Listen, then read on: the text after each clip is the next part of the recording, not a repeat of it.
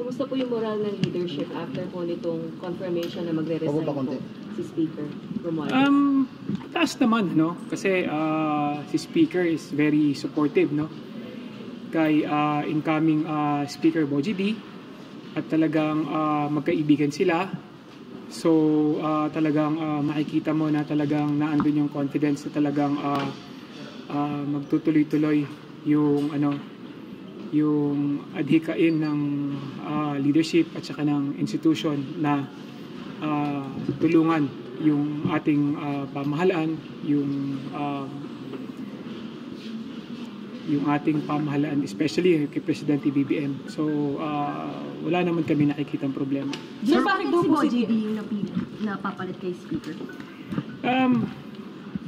You know, to be honest, siguro sa experience naman ni incoming Speaker Bogie D, nakita naman natin naging magaling siyang congressman, naging magaling din siyang governor, naging magaling din siyang vice governor, at talagang nakita naman natin na naging